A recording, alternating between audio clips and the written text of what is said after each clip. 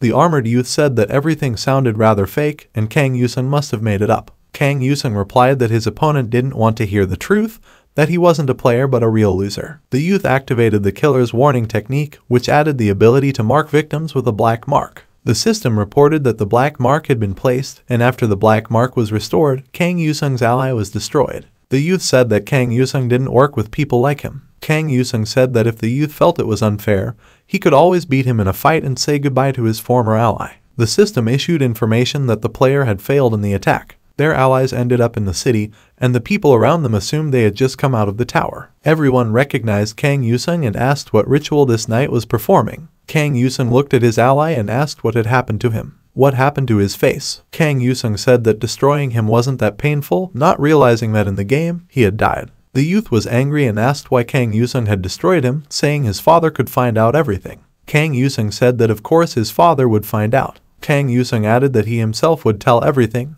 This information wasn't a secret. The youth said it seemed Kang Yusung didn't realize what kind of trouble he was in. Kang Yusung grabbed his opponent's chest and asked what he would do if he would hire a killer. Kang Yusung wondered what would happen if the boss of a big company became his enemy. Would others line up to destroy him? Kang Yusung asked his opponent, while pointing to his forehead with his finger, if he really felt special. While Kang Yusung was mocking his former ally, the system issued a new season update, a never-ending race through the labyrinth. The system sent a message that the Clown King greatly influenced the tower's rules and it was necessary to attack the labyrinth. Kang Yusung shouted that he needed time, and the system reported that Kang Yusung was chosen to run in the labyrinth. The youth traveled to Labyrinth 999, where many tired and lost players surrounded him. Kang Yusung saw the son of the corporate boss and thought that the spoiled kid in front of him was just a spoiled kid again. There were also many exhausted newcomers. Why had they all come to this labyrinth? One of the newcomers recognized the youth and said that now they had Kang Yusung among them. Someone reported that it was written on Team A's ground.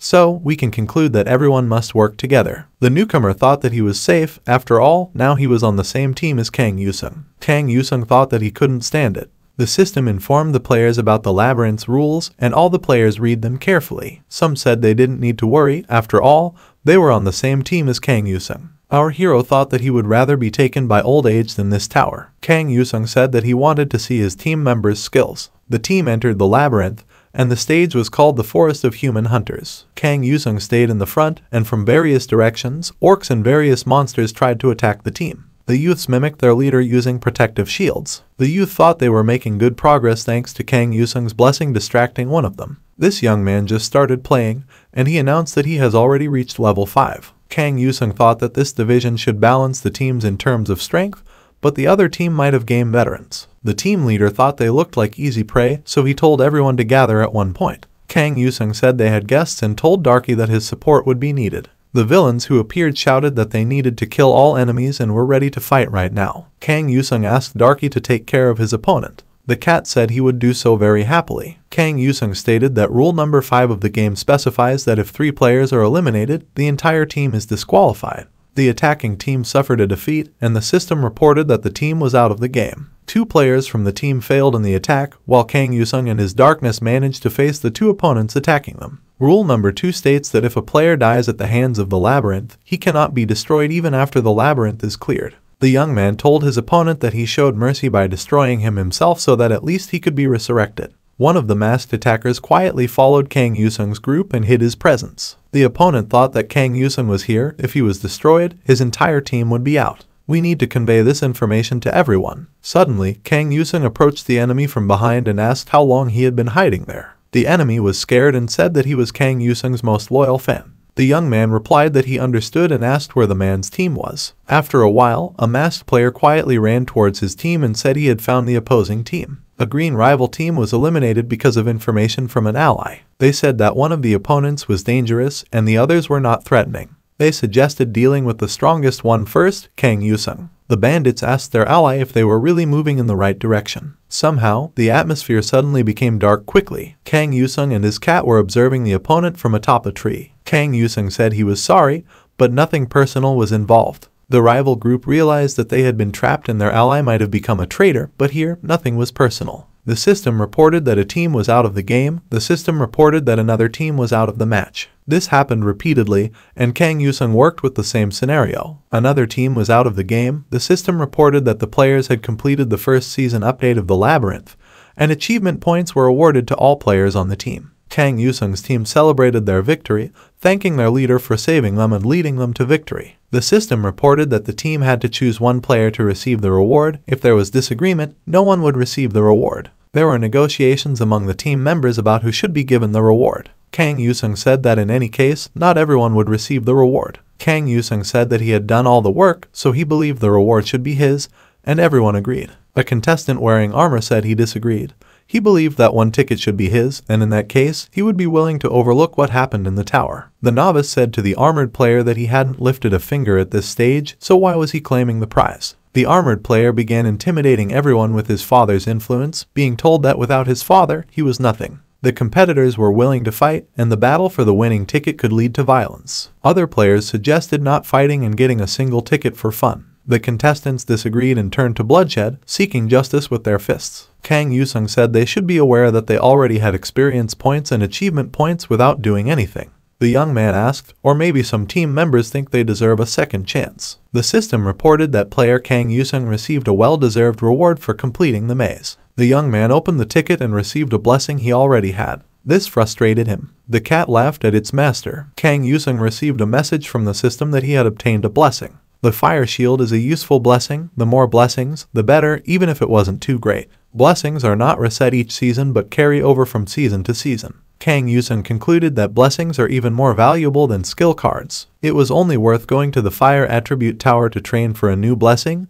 the level 6 phoenix nest. The young man thought it would be good for him. The cat said it didn't like fire and preferred dark and cool places. Kang Yusung summoned Darky, his choice, and tried to find something else to do. The system reported that the Holy War Tower was summoning player Kang Yusung. The ranked accessory sign had a strong effect. The system asked if the young man accepted the Holy War Tower challenge. This is a level 7 difficulty tower, with only one player allowed entry. Kang Yusung started packing and said they didn't give him a moment of peace. The attack's goal was to gain access to the Holy War Tower. Kang Yusung bowed before the queen. The queen said the shadow goddess heard his prayer. The girl added that the young man also accepted his challenge and felt very honored. The young man remembered the girl saying she didn't want his mercy and called him a heretic. The man said she was a princess because she didn't forget anything. The guards blocked the young man's way and said he must show respect to the queen. The girl told the guards to let him pass and said she owed this man a great debt, with no words to describe it. And now he came to help her again, earning the status of an ally. Kang Yusung said he saw the queen had won. The outer tower attack ended with the coronation of this girl. Kang Yusung asked what Her Majesty needed this time. Was the series in danger again?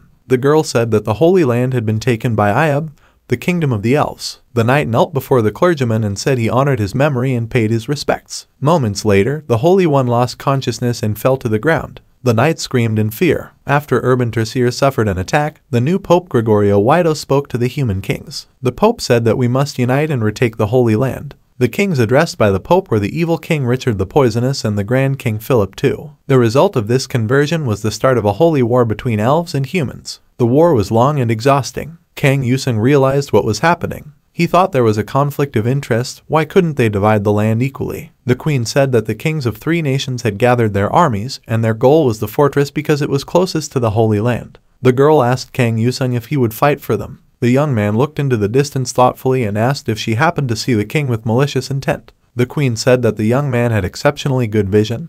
The king was supposed to be 2 kilometers away. The young man decided to design something new to effectively complete the task ahead. He told the system to use the pocket workshop and replace the oculus with an ice bolt. The system reported that the assembly was in progress. An automatic weapon appeared in Kang Yusung's hand, and the system reported that thanks to the activation of the 6th sense, the mentor was now active. The 3-star ice beam was a significant upgrade in range and damage. Firearm projection was now possible. Kang Yusung aimed his weapon and said that His Majesty could rest easy now. Looking through the binoculars, he could tell that he was in control of the situation. The young man controlled the entire enemy army, standing on a high cliff with a firearm in his hand. In front of him, the enemy was scattered over a wide area. Kang Yusung aimed and selected his desired target. The sound of gunfire erupted, and the enemy's brains scattered in different directions. It was the guest from yesterday. The commander of the knights shouted for everyone to raise their shields, stressing the importance of defense. The young man wondered if the shields were blessed by the Fire King. They had taken hits from the Ice King and were now scattered everywhere. The enemy troops decided to change their location, tasked with finding the guest. Kang Yusung decided not to wait and to visit the enemy's nest himself. He jumped off the cliff and said, "Let's go." Suddenly, Darky appeared and lifted his master. The young man landed softly with the cat and ran through the opposing forces. At that moment, the fairies and knights were engaged in a bloody battle, fiercely fighting with arrows and swords. The knights used protective barricades, the fairies' arrows couldn't penetrate them. One of the knights asked if they should unite to provide strong resistance against the fairies. The commander of the knights said their first mission was to find the guest.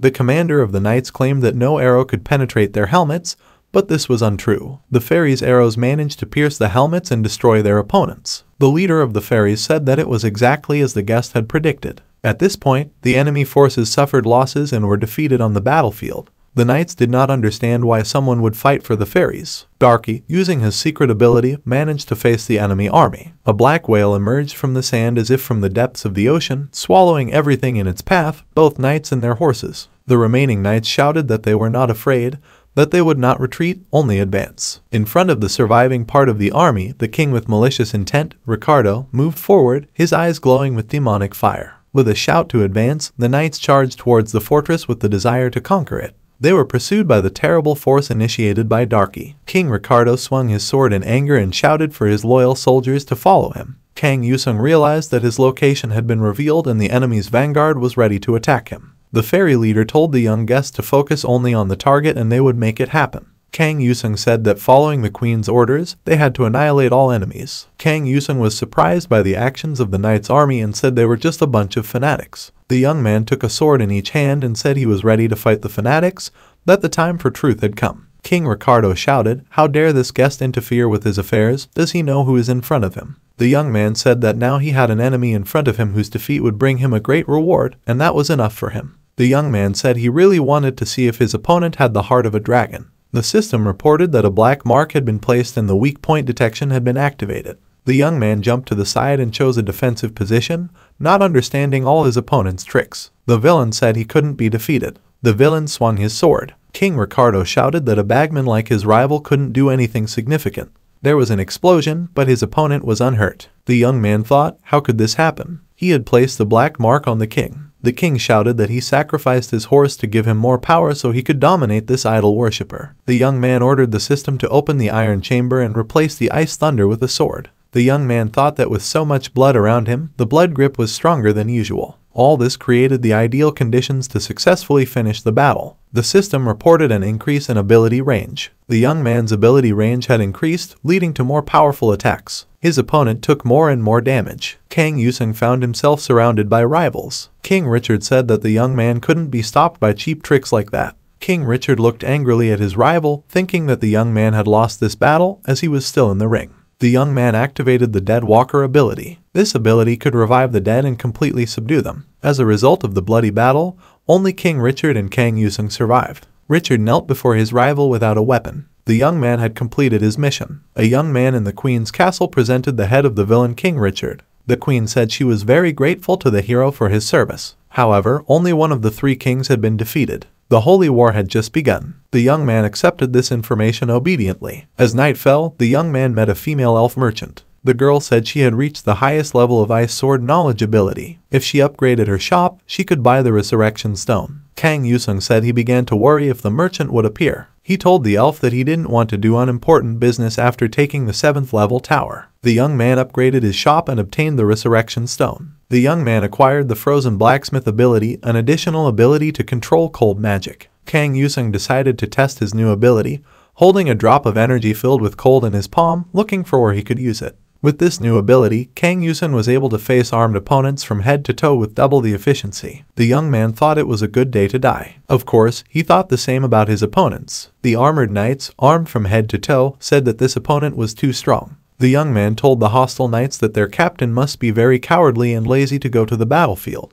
Kang Yusung said that this army was being systematically defeated. Why did they come out to fight? Kang Yusung said that the knight captain didn't even bother to come out of his tent. He must be so heavy that it was difficult for him even to stand. The young man decided to visit the man himself. The hero king remembered that the queen had once said they had received news that the blood-bearded Barbarossa was near. The king had placed his troops very close by. The young man now realized that the elf spies had done their job well. The queen said that the spies in this matter were human. The queen added that the three kings involved in the holy war never got along with each other, therefore an explorer from their camp was a human. The queen further added that the kings remained hostile to one another even though they had united against the elves. The information from the spies gave them a chance to win. Barbarossa, the strongest of the three kings, was someone the queen wanted to send her best warrior to confront, hoping the hero king would lead them. The young man thought the initial plan was for him to secretly eliminate this king. Kang Yusung broke into Barbarossa's tent. His information was correct, but he didn't see his target anywhere. The young man saw the king sitting in a dark corner with a wine jug in his hand. The young man asked why a great man like him was hiding if he was a coward. The king couldn't stand and fell to the ground, his cup overturning and its contents spilling on the floor. The young man approached the cup and determined with his professional eye that it contained poison. Following the young man, an elf girl entered the tent and said that outside was clear. The young man thought that the holy war was all a ruse. The elf asked if Barbarossa was dead. The young man thought that the real enemy was right in front of them. He remembered what Mr. Park and the academy president had told him. The hero king trembled. All these thoughts seemed like delusions to him. Everything seemed so real. The queen asked if Barbarossa was poisoned by one of them or if their information had leaked to someone else. The hero king said that in this battle, they had just trusted someone with Barbarossa's death. The queen couldn't believe they could do such a thing during the Holy War. The young man corrected the queen, saying that thanks to the Holy War they could do this, they would gain all the glory and destroy the three countries, killing two birds with one stone. The young man imagined this secret enemy was the remaining third king, Felipe II. The queen said that in any case, they had to fight the supreme king. Kang Yusung objected that the remaining soldiers would not return. The young man added that besides, all the troops had already disbanded and should have joined the other side. The knight reported to his commander that the assassin who attacked the blood-bearded one had slaughtered his soldiers. The commander said that now it was possible to blame them for Barbarossa's death. The commander turned out to be Grand King Felipe II. He added that in this case, the rest would easily follow his orders. Felipe II added that the kings of Hate and Bloodbeard had fallen at the hands of infidels. Their subordinates said that His Majesty could exterminate those infidels and all his soldiers would follow his orders with honor. Felipe II said that his mouth spoke the truth, the Holy Land would be theirs alone. Felipe II ordered to send the units of the King of Hate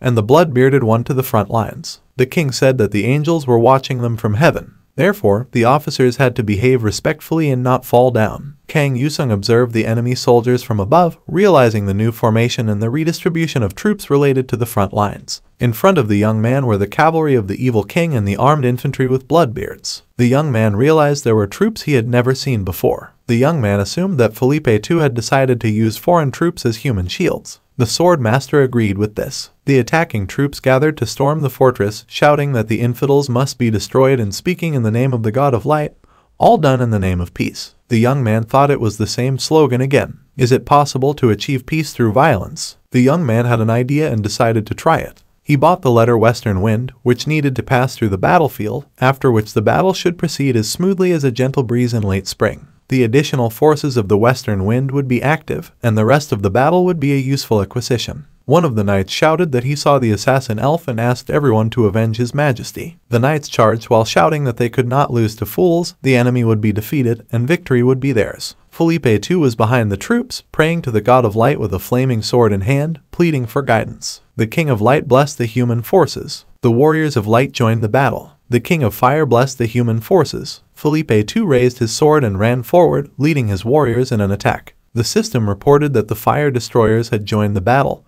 and the knights with flaming swords in their hands shouted that they would win. The King of Shadows blessed the elf forces in the desert. The elves shouted that the Goddess of Shadows was with them and encouraged their brothers and sisters to repel the attack. The elf archers fired their arrows at the advancing enemies. The Council of Shadows had joined the battle. The King of Cold blessed the elf forces in the desert. The ice guards joined the battle. The young man thought that this battle was exactly what the gods wanted. The gods wanted a fusion. Kang Yusung wondered if that made them evil gods. Derry suggested to his master to be silent, think less, and do what he was paid for. Kang Yusung said that Derry was right.